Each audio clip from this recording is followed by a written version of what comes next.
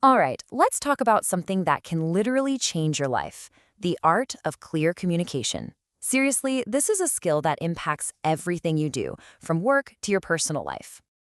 Okay, be honest. You've been there, right? You explain something, you think you've nailed it, and you just get these blank stares back. It's so frustrating. But here's the thing: what if the problem isn't what you're saying, but how you're saying it? And that really gets to the heart of what we're talking about today. It's not about talking more. It's about talking smarter. It's about choosing the right words to make that connection happen. Because smart communication is, efficient communication. So, where do we start?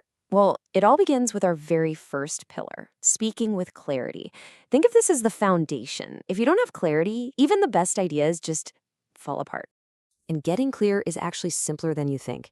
It really boils down to three rules. First, find your main message. Before you even open your mouth, ask yourself, what is the one thing I need them to get? Second, use simple words. Look, nobody is impressed by jargon. It just makes their brain work harder to figure out what you mean. That's what experts call cognitive load. Just keep it simple. And finally, number three, control your speed. If you talk too fast, you're going to leave everyone in the dust. Check this out. This is such a great example. On the left, you've got all this fluff. Basically, I was thinking that maybe we could possibly, it's so weak and confusing, right?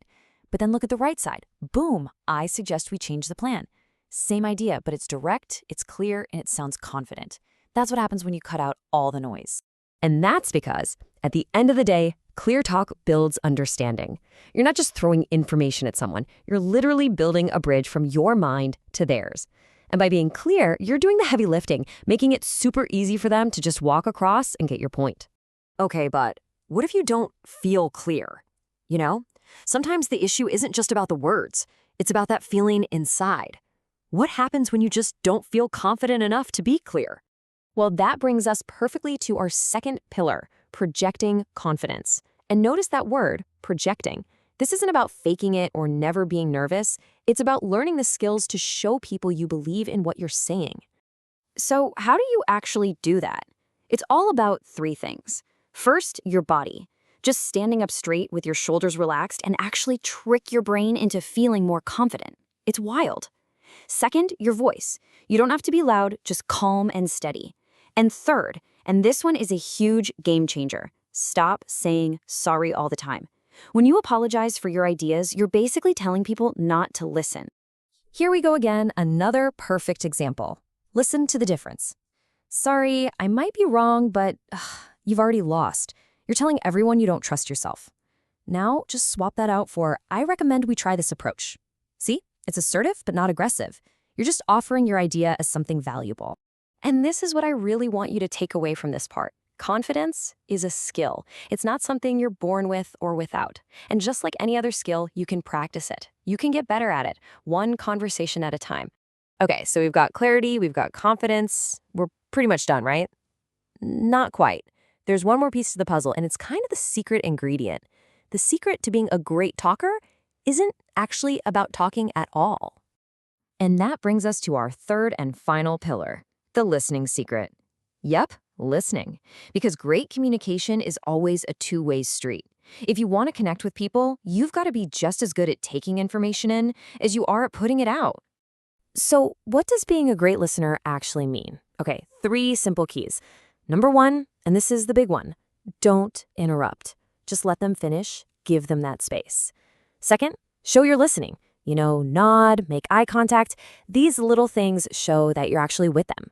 And third, ask follow-up questions. This is the best way to prove you weren't just waiting for your turn to talk. You are actually truly listening. And you can just see the difference here, can't you? The person on the left is on their phone, probably interrupting. They make you feel totally invisible. But the person on the right, they're present, they're engaged. They make you feel heard. I mean, which one of these people would you rather talk to? It's a no-brainer.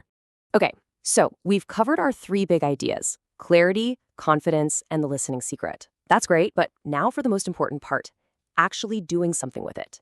Let's figure out your first step forward. So I've got a simple 3-part challenge for you to try today. First, think. Before you explain something, just summarize the main point in one single sentence. Second, speak. When you say that sentence, focus on a calm, steady voice. And third, listen. In your very next conversation, your only job is to ask one good follow-up question. That's it. Let's leave it with this final thought, because this is so important. People might forget your exact words, but they will never forget how you made them feel. Being clear, confident, and a good listener, that's not just a technique. It's how you connect with other human beings. If you can master that, you've mastered the real art of communication.